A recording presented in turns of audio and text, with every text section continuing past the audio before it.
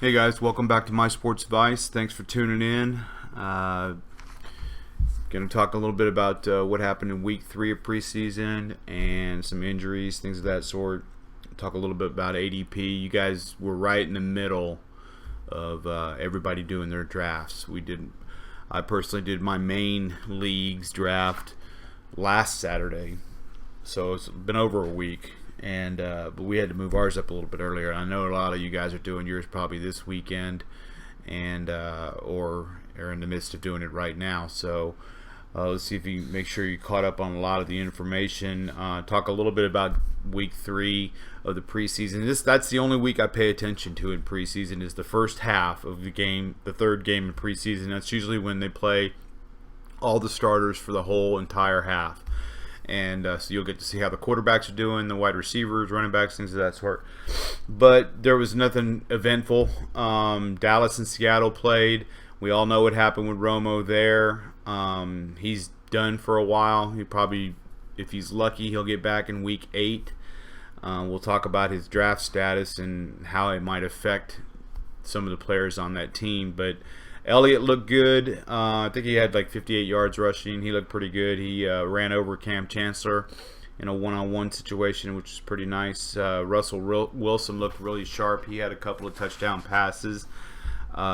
New England and Carolina. I'm telling you, I grabbed him late in my draft, and I've grabbed him in a couple of other leagues, free leagues that I'm in, and PPR leagues, and especially in PPR leagues, is Hogan for New England. I think he's going to surpass Amendola. I think it's going to be, Edelman, Gronk, obviously Gronk, Edelman, and then I think Hogan. He came from Buffalo to New England. He's like a carbon copy of like Wes Welker and Edelman and Amendola, just like that guy, those guys. And he had 5 catches for 62 yards and a touchdown the other day. He's a good little flex play in the PPR league, and I'm probably going to be using him quite a bit in DraftKings because you can probably get him cheap. And he might not be consistently having big days, but I think he's going to have some big days here and there. It's Chris Hogan, wide receiver for New England. The Buffalo-Washington game, Cousins had 3 touchdowns. One of them went to Jordan Reed, which just shows that Reed's basically his favorite target. He's going to have a good year. I've drafted Reed. I'm in like nine different leagues, and I've drafted 8 different leagues so far, and I think I have Reed in maybe 6 of them. He's the tight end I'm taking because a lot of Gronk is usually gone in the first or early second round, and I don't take him that early, so I end up Reed is usually the second guy off the board. Josh Gordon for Cleveland against Tampa Bay, he looked good. He had 2 catches for 87 yards and a touchdown. He's going to miss the first 4 games of the season, but he might be a nice little pick to take later in the draft. Winston looked pretty good for Tampa Bay. He had 259 yards and 2 touchdowns. Evans looked real good, 5 catches, 115 yards, and 1 touchdown. He's moving up on the draft boards. I bet you it was based on that. He hadn't moved up a whole lot, but he's moved up about 5 slots. So I really think Mike Evans is going to have a big year this year. I've grabbed him in a few leagues. So Pittsburgh, New Orleans.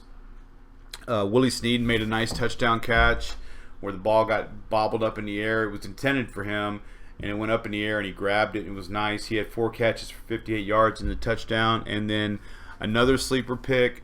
Apparently, they talk about Ladarius Green, who just got picked up from San Diego as the starting tight end for Pittsburgh. Well, he hasn't played yet. They say he has an ankle injury, but there's also rumors going around that he's having persistent headaches from concussions, and they think this is lingering from when he was in San Diego. And there's talk that he might not even play part of the season.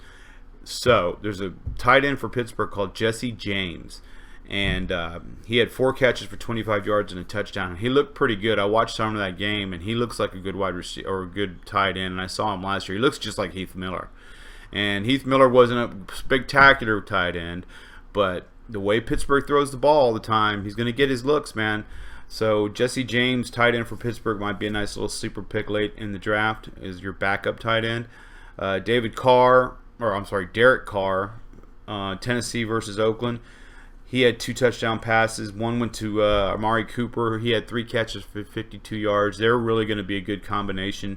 If you guys like to do that quarterback-receiver combo, that would be a good one right there, Carr and Cooper. Melvin Gordon, he's been looking really good. He had 51 yards and a touchdown. He looks like he lost some weight. If he can stop doing the fumbling thing, I think he's going to have a good season. I've grabbed him in a couple of leagues. I wanted to get him, and he got snatched earlier than I thought he would.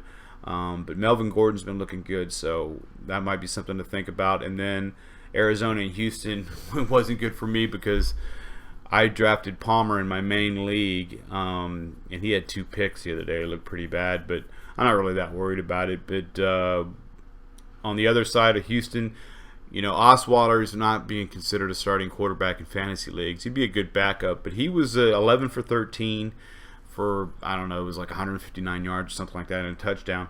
But he would have been 12 for 13 if Fuller, that rookie, wouldn't have dropped like a 35-yard pass. But he looked good. Osweiler did. And Fuller, the rookie, had 3 catches for 67 yards, and he had that big drop. But he looked good, too. He had a touchdown as well. He's the rookie out of Notre Dame. He looks really quick. Other than that, there was no big earth-shattering stuff out of those games. It's nothing big, but no big injuries. Of course, Tony Romo is going to be out for quite some time. How is that going to affect Des Bryant, Ezekiel Elliott, and I'm saying Alfred Morris? I think it's going to affect Bryant a little. I mean, not a whole lot. I would expect his touchdown passes to go down a little bit, depending on who everybody's all fired up about this Dak Prescott, but come on, man, this guy is a rookie. I mean, who knows? We'll see, but he's going up. He's seeing vanilla defenses, basic stuff. Anybody can look good against second and third string guys in preseason. So we'll see what happens there, but I think it's going to hurt Des Bryant a little bit. You can tell by the drafts he's shot down from 11th to the 16th pick. He's dropping a little bit. If anything, it's going to help Elliott and Alfred Morris. Elliott, if they're not going to have any confidence in the passing game, they're going to run the ball. And Elliott's already been a first-round pick anyway, but I think this might help a little bit. But nobody's focusing on Dallas's defense, and now we're not even talking about fantasy anymore, but Dallas's defense is terrible. And so I figured the only way they were going to win this year is if Romo puts up 30 points a game. And that defense hadn't got any better since Romo got hurt, so we'll see what happens. But that's a big blow for Dallas. He couldn't even get out of the preseason. And then, of course, yesterday, Teddy Bridgewater. He's down. He's gone for the season. Dislocated knee, ACL. He's done. And now you wouldn't have drafted him maybe for a backup, but I seriously doubt anybody would have had him as your starting quarterback. But he's a good-looking player, man, and I feel bad for him, but he's done for the season. Now, that's the other thing is how's he going to affect Adrian Peterson? Most teams are going to key on Peterson anyway, but even more so now. I mean, if Sean Hill ends up being their freaking quarterback, it's not good for Peterson. And then Stephon Diggs, it might affect him a little bit. Somebody it might help is Randolph. He is a good tight end. He doesn't get a lot of looks, but he's moved up to the 13th round in drafts. Ever since this injury, he's moved up like 30 slots. Because a lot of times these quarterbacks that are backup quarterbacks, rookie quarterbacks, you always want to look at their tight ends because they end up being a bit like a security blanket. I talked about this last year before the season with Delaney Walker having Marcus Mariota as a rookie quarterback, and sure enough, he had 96 catches last year. Those guys liked, when everybody's throwing these exotic looks at them, these exotic coverages, they always like to throw to their tight end as a little bit of a security blanket, and I think that's going to happen in Minnesota. So Rudolph, the tight end for Minnesota, his stock is rising a little bit. In Denver, they went with Trevor Siemian is the starting quarterback for Denver Broncos. and Sanchez is out, and so it doesn't. I don't know, man. I don't know what they're thinking over there. Maybe Kubiak likes what he sees, but if that's going to help anybody, it's C.J. Anderson. That guy's going to get the ball a lot. Kubiak already likes to run the ball. He was doing that in Houston for years and years and years. And the only reason they threw the ball so much in Denver when he got there is because obviously Peyton Manning was there. But all the drafts I've been in, I've stayed away from Demaryius Thomas and Emmanuel Sanders. I've just stayed away from them. And, Thomas will have a decent year because he's just so talented. But I worry about Emmanuel Sanders, especially with these terrible quarterbacks. Michael Thomas for New Orleans, the wide receiver. You can grab him late in the draft, and I think he's going to have a decent season. They really are saying a lot of good things about him. And New Orleans loves to throw the ball.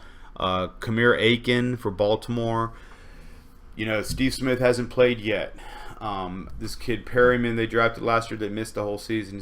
He's supposed to play his first action, I think, tomorrow night. They lost Benjamin Watson at tight end. Peta's still hurt. Aiken, you can get him in the mid to late rounds, and I think he's going to be a good, serviceable receiver this year. Jordan Matthews, he looks like he's been hurt, but they're saying that he's probably going to be ready for week 1. Keep an eye on that. They did let go of Reuben Randall, which I was surprised by because he had a pretty decent year for New York last year. He had 8 touchdowns last year in New York. I figured he'd be a good number 2 in Philadelphia, but I guess something happened there and they let him go. So the stock on the Darrell Green Beckham is going to go up. They traded and got him from Tennessee a couple weeks ago, so I would see the stock going up on him. Randall will hook up with somebody because he's a pretty good receiver. I don't know what happened there. Stephen Ridley got cut by the Lions, but he was picked up a couple days later by the Colts. I really don't see a whole bunch of fantasy value out of him, though. But as far as late picks, Michael Thomas for New Orleans at wide receiver Aiken for Baltimore, and Jesse James, the tight end for Pittsburgh. And did anybody notice when they watched the Green Bay game the other day that Eddie Lacy is still fat? Okay? Everybody talked about how he lost all this weight in the offseason, but he didn't look like it to me. I mean, he might have lost a little weight, but he looked a little chubby to me. So I don't know, man, what's going on there. As far as ADP goes, we talked about Des Bryant. He's dropped a few slots. If you draft him in the first round, I think his value is more of a second round, but who knows? We'll see what happens there. A.J. Green, this is a ripple effect because of what happened to Bryant. A.J. Green's stock has gone up. Allen Robinson's stock has gone up. So those guys are going a little bit earlier than they were before. Derek Carr has gone up. He moved up a whole round in quarterbacks from the 10th round to the 9th round.